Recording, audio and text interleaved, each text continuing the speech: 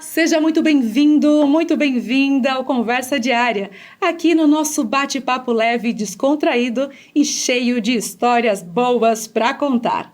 O nosso convidado de hoje, ele tem uma trajetória muito bonita, descobriu o sentido do amor ao próximo e com isso faz a sua trajetória de vida, inclusive aqui na nossa querida Bauru. Isso mesmo, 46 anos esse paulistano está atuando aqui em Bauru, fazendo a diferença. Então nós vamos conversar com Uriel Almeida. Seja muito bem-vindo, Uriel. Obrigado. No Conversa Diária. A gente agradece muito por aceitar o nosso convite e compartilhar toda a sua trajetória. É uma história bonita. Tenho certeza disso. Gostaria antes, de falar sobre os projetos, esse amor ao próximo, no qual realmente se dedica às pessoas, aos jovens, enfim. Quem é, primeiramente, Uriel, a sua trajetória na sua infância, adolescência, enfim, como que chegou, inclusive, aqui em Bauru? Conte pra gente, vamos compartilhar esse momento especial também. Certo. Eu me considero uma pessoa privilegiada, mas como eu acredito que Deus não dá privilégio sem uma razão de ser, né? Então, aqueles privilégios que eu tive, uma infância maravilhosa, pais maravilhosos, tive no meu pai, na minha mãe, grandes exemplos, até no meu sogro, futuro sogro, quando eu o conheci, foi um grande mentor que me conduziu para a vida religiosa. Então, eu incorporei no dia a dia as demonstrações de vida do meu pai, do meu sogro, que sempre procuraram, dentro do possível, ajudar o próximo. Aquilo ficou na minha vida. E já morando ainda em São Paulo, já namorando com a minha esposa, futura esposa, eu conheci grandes obras espíritas através do meu sogro. Eu quero fazer um parênteses aqui. Nos bastidores, o senhor estava contando como conheceu a esposa. Foi muito o senhor legal. Conta aqui pra gente também, para quem está nos acompanhando, que é uma história muito bonita. Então, gente, é assim, eu acredito muito que Deus não trabalha por acaso, não existe o acaso. Tudo tem uma razão de ser. As pessoas que você conhece, as pessoas que você está com ela aqui hoje, o ambiente, né? E comigo não foi diferente. Me aproximei da minha esposa pelo amor, vieram num bailinho que a gente fazia em São Paulo, bati os olhos e aquele negócio, falou, é essa. Mas não tinha nem ideia que seria minha esposa, né? Era uma paquerinha. Aí foi progredindo o relacionamento e passado o tempo acabou casando. Vocês conheceram também, inclusive, dentro da mesma religião. Compartilha também esse momento aí especial da sua irmã, né? Sua irmã que tem essa passagem. Só que assim, na minha família, a minha irmã do meio é aquilo que eu chamo de uma médium, que tem uma sensibilidade, com o outro lado, muito ostensiva. E para uma família nossa que era extremamente católica, aquilo foi um choque, porque nós não sabíamos entender os fenômenos aos quais ela estava submetida no dia a dia. Aquilo, meu pai, uma pessoa muito inteligente, autodidata, e ele foi aconselhado a levar minha irmã num centro espírita, no qual o meu sogro trabalhava. Até para quem não conhece ou entender, quais eram os comportamentos que ela tinha que chamou a atenção de vocês? Eram comportamentos assim que assustavam. Uma família leiga, ela via os espíritos como eu estou vendo você aqui, conversava, né? Ouvia barulhos dentro da casa, ela via pessoas à noite dentro de casa, né? E são coisas que assustam, né? Eu, por exemplo, era pré-adolescente, nós dormíamos no mesmo quarto, ela acordava aos gritos, e eu morrendo de medo, porque não sabia o que estava acontecendo. Aí meu pai foi procurar uma orientação.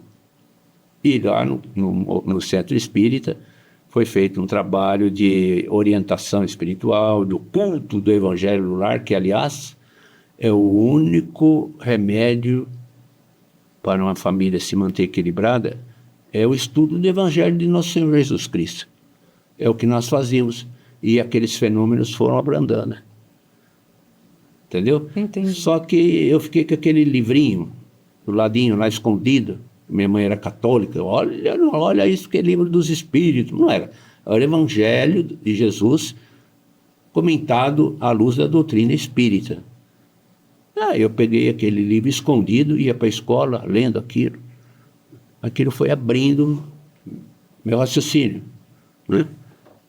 E, por acaso, depois, num desses bailinhos que eu falei para você, que eu encontrei minha esposa, que eu fiquei sabendo que meu sogro participava daquele centro espírita que nós fomos há alguns anos. E quando começamos a namorar, ele foi me orientando. E todo esse processo ainda em São Paulo? São Paulo, lá em Itaquera, ao lado, perto do canto do Corinthians ali, né? Graças a Deus, não virei corintiano, sou Bambi. Bambi. Olha, muitos corintianos vão ficar bravos aí, mas tudo bem. 2G não vamos entrar no esporte ainda. Meus netos, todos corintianos, convivemos muito bem, graças a Deus. Muito bom. Então, em São Paulo, o senhor passou por esse processo né, da espiritualidade, que o senhor conheceu a religião espírita, conheceu a esposa. E lá eu comecei a trabalhar nas primeiras ações filantrópicas. Nós fazíamos campanha para levar nas casas André Luiz, né? É uma casa muito tradicional lá. E foi assim que eu fui entrando aos poucos na área filantrópica. Fizemos trabalho também em Diadema, que era um bairro muito carente. Era uma casa de sopa, ajudamos a construir, carregando tijolo, virar concreto. Mano, a massa mesmo, né? Uhum. Então, esse foi a minha preparação para algo maior que eu não sabia qual era. Eu quero até chamar para cá, para nossa querida Bauru. E esse processo, quando vem para Bauru, como o senhor disse, né, uma preparação. E quando chega para cá, foi assim, que momento foi? Quando eu casei, nós ficamos 3 anos em São Paulo. E na programação, a gente queria que a família fosse aumentando em Bauru, porque eu tinha laços afetivos em Bauru que eu não sabia explicar por quê. Tinha alguns parentes aqui, vinha passar as férias aqui, e Bauru me cativou, né? Desde criança.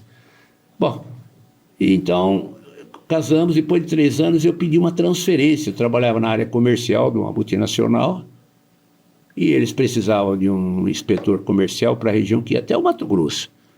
E a sede era em Bauru. E eu fui transferido para Bauru. Chegando aqui em Bauru, fui procurar o quê? Um centro espírita, né?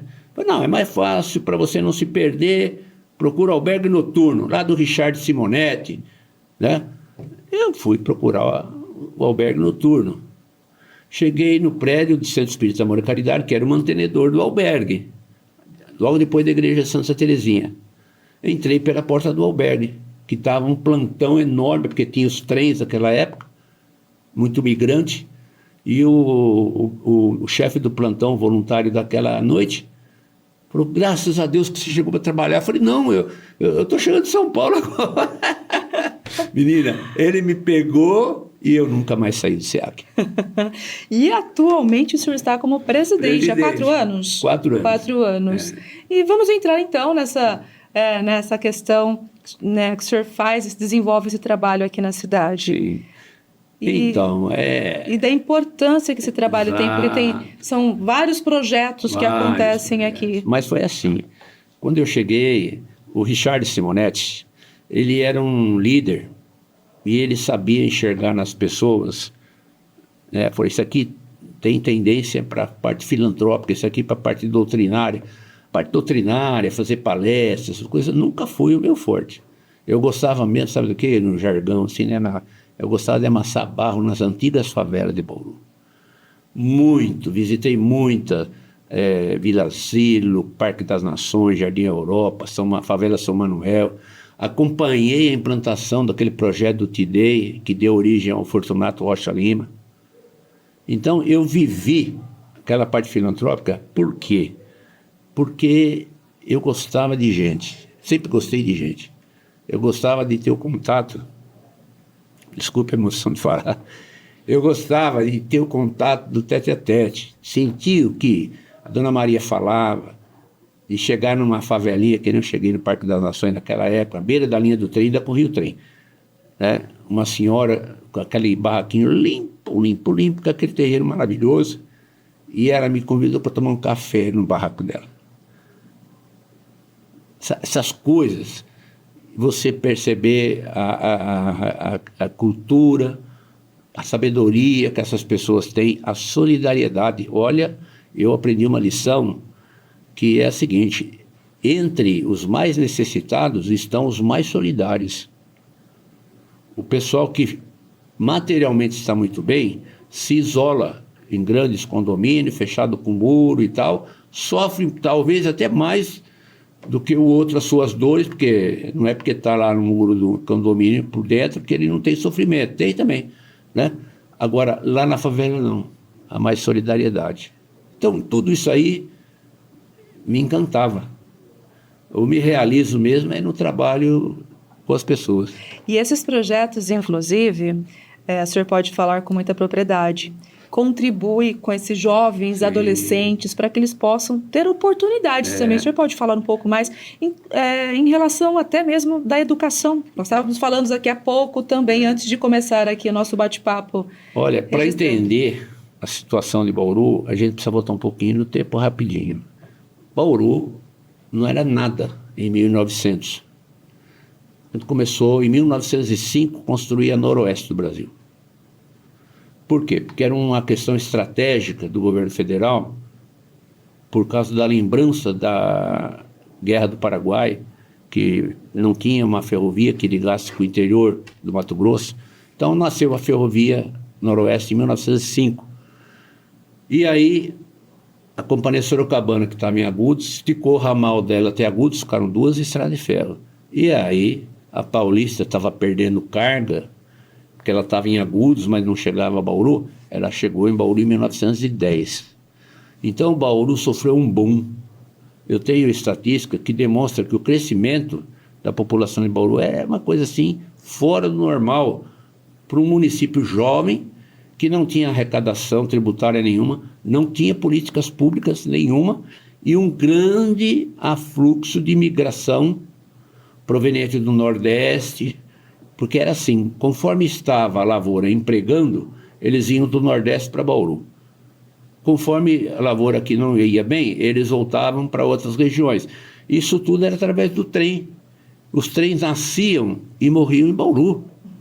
Era um entroncamento ferroviário, não tinha estrada, era só estrada de chão. Então aquilo trouxe uma população extremamente carente. O que aconteceu? As pessoas que vieram para montar as ferrovias aqui, a parte administrativa inclusive, foram fundadores de obras. Os nossos diretores do SEAC, fundadores do SEAC, eram ferroviários.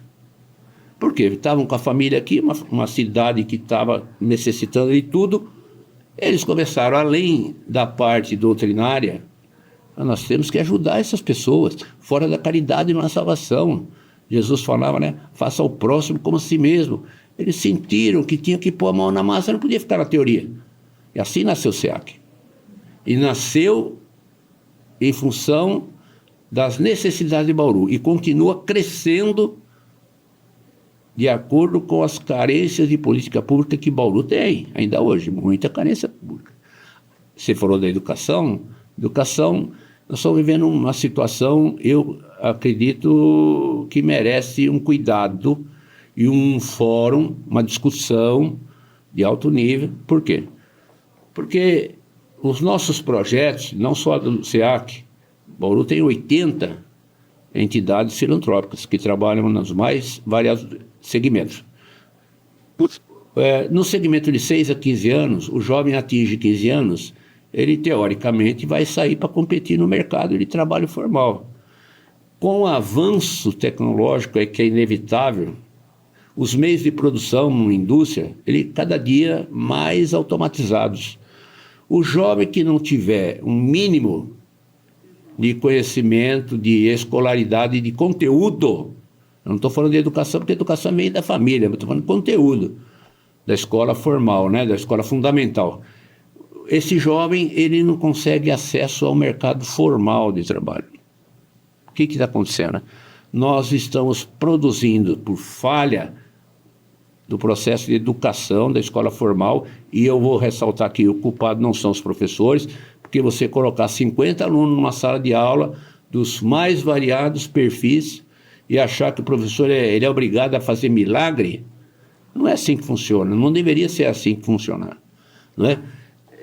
Então, o aluno sai da escola fundamental, né, vai teoricamente por aquilo que era o secundário, que chamavam, né? Ele não tem um mínimo de meritocracia, ele não cresceu em termos de conhecimento. Então, quando ele vai competir no mercado formal, ele não consegue entrar no Senai, ele não consegue entrar numa entidade tipo de recuperação de crédito, eu não vou falar o nome, porque tem duas aqui em Bauru, né, que vocês conhecem, mas eles não conseguem, porque eles são analfabetos funcionais, é uma tristeza. Então, eu que pego a criança de 0 a 6 anos numa creche, depois a 6 a 15 anos, num projeto de adolescente, eu, SEAC e outras tantas entidades.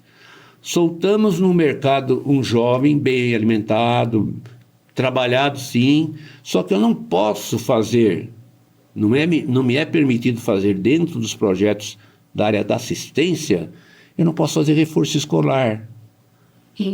Eu não posso ensinar ele a ler e escrever. A lei não permite. Então, ele vai para o mercado de trabalho, ele não consegue progredir. Mas o senhor consegue perceber tudo isso já porque está ali na ponta também. Não, né? não, tá ali... eu tenho dados estatísticos disso. Exatamente. Eu vou pedir para o senhor, inclusive, trazer para nós depois, nós vamos para um rápido intervalo, uma história marcante, né? De todo esse 46 anos de trabalho aqui no Centro Espírita de Amor e Caridade, o SEAC, mas nós vamos precisar ir para um rápido intervalo e o senhor vai continuar contando para nós, tá bom? Voltamos já. Você está gostando? Então não saia daí que voltamos logo mais.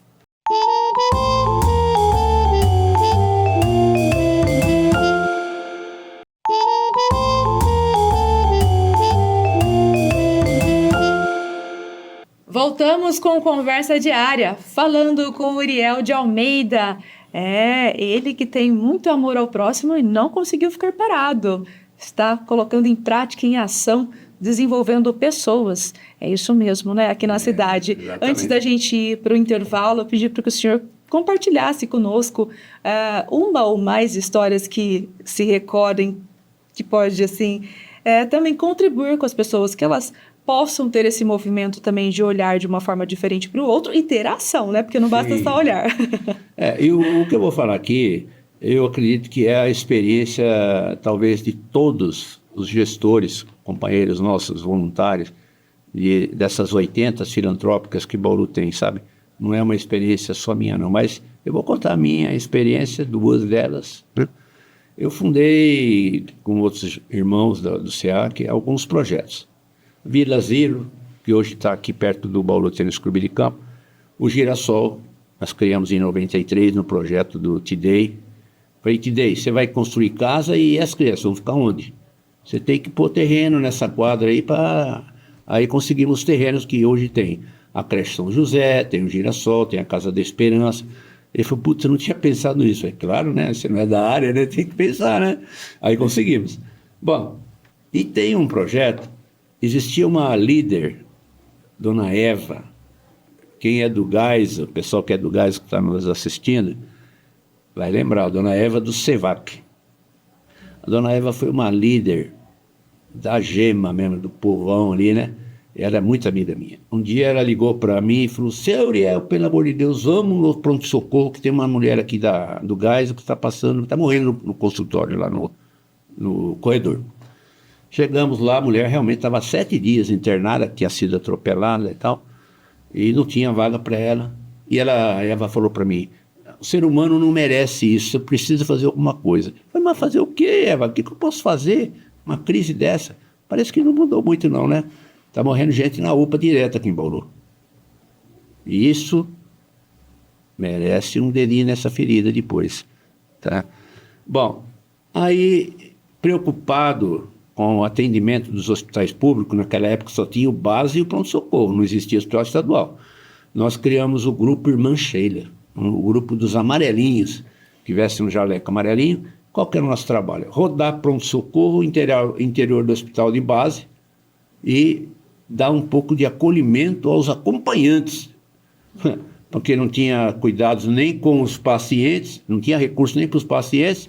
Imagina a infraestrutura para acolher o acompanhante. Não existia. E naquela época, no base, tinha todas as especialidades, inclusive a pediatria e tal. Ali no hospital de base, eu visitava a UTI, consegui uma permissão, eu fazia uma visita, entre aspas, religiosa, ecumênica, nas UTIs. Na UTI limpa, naquela UTI pós-operatória. E uma noite, entrando na UTI, estava conversando com uma paciente, né? Mas ela estava boa, ela tinha passado uma cirurgia, estava muito bem, graças a Deus. Ela olhou para mim assim, conversando com ela, quem que é esse senhor que está do seu lado? E eu estava sozinho. Nossa, aquilo arrepiou, né? Mas que é? E eu sou assim, meio que Santo Tomé, falei, mas como é que ele é? Ela me olhava, cabeça, pé assim, ela falou, ó, quando você ficar mais de idade, você vai ficar parecido com ele. Meu pai, porque você pegar a fotografia do meu pai, é cara de um focinho do outro, vamos falar assim, né? Uma mulher que eu nunca vi, que estava perfeitamente bem. Ali eu recebi uma prova da sobrevivência do espírito depois da morte. Meu pai já tinha desencarnado há uns 4, 5 anos. E ele estava me acompanhando no trabalho filantrópico. A outra experiência, eu vivi uma situação assim até, né? Eu estava num posto de gasolina, calibrando o pneu da minha bike, que eu ia sair para uma trilha de bike aí que eu gosto. Estava calibrando o pneu. Parou uma viatura, um caminhãozinho, com 3 rapazes, né? E vai o cara, um deles, o motorista, assim, um guarda-roupa, né? Enorme, forte. Tio Uriel, é você. Eu olhei para ele, cara, me desculpa, eu não estou te conhecendo, mas acho que, olha, você está com um jeitinho de ser da Vila Zilo. É claro, sou da Vila Zilo, filho da Luzia, lá da Vila Zilo e tal, não sei o quê. Eu falei, nossa. Aí ele pegou e falou para os companheiros, olha, graças ao tio Uriel, hoje eu estou nessa situação que eu estou aqui. Putz, aquilo eu chorei na bomba de calibrar pneu, de ver, aquilo foi uma demonstração que tudo que você investir na criança vale a pena. Olha, é muito importante o senhor mencionar isso, né? E também eu acho que esclarecer referente à questão da espiritualidade e dos trabalhos que vocês fazem também, os sociais, Sim. com esses projetos. Quando desenvolvem esses projetos, vocês não levam a doutrina espírita. Não. Porque tem outras religiões também. Sim. E até eu quero entrar na questão, quais são os princípios fundamentais que a doutrina espírita ela leva? Fora da caridade não há salvação. Sim. É a principal. Esse negócio de falar, mostrar para A, para B que o espírito existe, não transforma o ser humano. O que transforma o ser humano é o Evangelho de Jesus, que é igual para todas as religiões que têm Jesus como referência.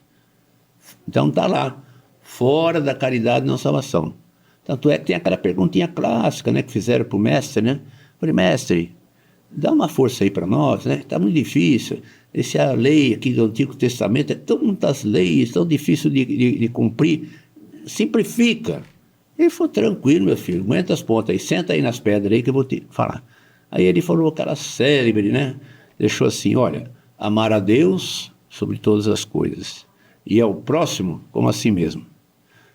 Isso é profundo, porque amar a Deus significa reconhecer que você não é a cereja do bolo, você é fruto do Criador. Alguém pode chegar e falar para mim assim, duvido que Deus existe. Você prova? Eu falei, eu provo. Sim. Como que você prova? Pega uma rosa perfumada do seu jardim e faça uma igual. Você não consegue, ser humano não consegue, mas ela está lá. Se existe um efeito, e não é o homem que é o motivo desse efeito, o efeito é o Criador, então Deus existe. Aí, amar ao próximo como a si mesmo é coisa, não é esse amorzinho de atração física, é amar como a si mesmo.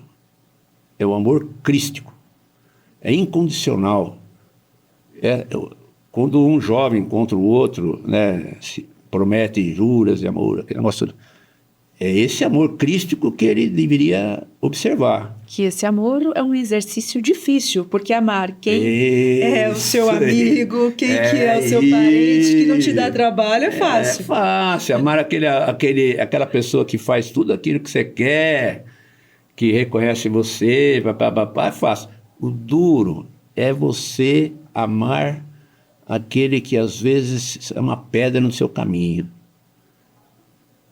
E para conseguir fazer isso, tem que mais uma vez ir lá na experiência de Jesus na cruz, que na hora final,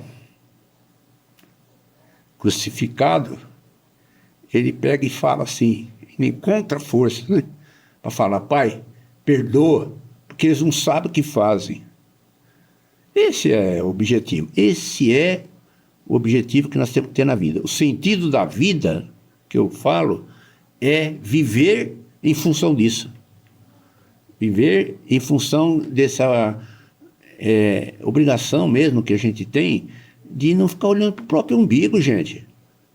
Eu estou morando numa bem boa, está tudo bem, eu tenho meu dinheirinho, meu carro zero e tal, o resto que se dane. Não é assim que funciona. Porque a dor do outro, ele vibra. O pensamento é energia, ele vibra. Os pensamentos emitidos com dor vão te atingir. Pode estar fechado num condomínio qualquer, que até atinge. Então, por uma questão até de inteligência, trabalhar em benefício da sociedade, lutar por políticas públicas, e eu tenho uma proposta para isso, para Bauru, né? É uma questão de inteligência. É isso. Muito bom ouvi-lo, conversar com o senhor. Gostaria que o senhor deixasse, inclusive, em 1 minuto, uma mensagem para todos que nos acompanham. É claro que nós temos muito mais para conversar, né? Já deixo desde já o convite para que o senhor retorne aqui para falar não só sobre os projetos, mas sobre espiritualidade, sobre vida e amor ao próximo, que é muito importante, que acho que é uma aula para todos que nos acompanham, pelo menos para mim também, né? Só reforça tudo aquilo que a gente acredita. Senhor, fique à vontade para deixar a mensagem que quiser para quem nos acompanha. Eu vou emprestar uma frase do saudoso irmão, que foi um grande exemplo na minha vida aqui em Bauru, seu Paiva, seu Sebastião Paiva. Os mais antigos vão conhecer. Seu Paiva foi um ferroviário, lutou muito pelo próximo, e ele tinha uma frase que ele gostava muito, que estava na porta do quarto dele, tá, até hoje na sede, lá na Bela Vista. Essa frase fala assim, e é uma frase que é um gancho para você pautar a sua vida no dia a dia, em tudo. Porque amar ao próximo como a si mesmo começa dentro de casa. Então tá lá. A frase fala assim: o fraco vinga-se, o forte perdoa, o superior não se ofende. Isso é muito profundo. Muito profundo. É essa mensagem que eu deixaria nessa conversa nossa. E dizer para que o nosso povo bauruense fique esperto, lutem por políticas públicas através do voto, porque o ano que vem nós vamos ter eleições para deputado, e políticas públicas dependem de recurso público, que são provenientes desse trabalho desses deputados. E Bauru, brincadeira, com a população que nós temos, nós conseguimos eleger deputados da própria terra, da nossa cidade, que nasceram, que vivem a realidade e as dores da nossa cidade. Nós precisamos aprender a valorizar o nosso voto. É isso que eu queria deixar como fechamento. Excelente. Muito obrigada pela sua participação, por aceitar o nosso convite. Que o senhor continue aí transformando vidas por meio desse amor ao próximo que o senhor tem e contagiando outros também. Obrigado. Tudo de bom, viu? Obrigado. E nós, do Conversa Diária, vamos finalizando por aqui. E, claro, agradeço muito a sua companhia, pela sua audiência, pela confiança. E lembre-se, você também pode ser um dos nossos convidados, pode estar aqui de frente comigo, batendo um papo, contando a sua história. Então, neste momento, minha gratidão imensa por você nos acompanhar até aqui. Até nosso próximo encontro. Até mais. Tchau, tchau.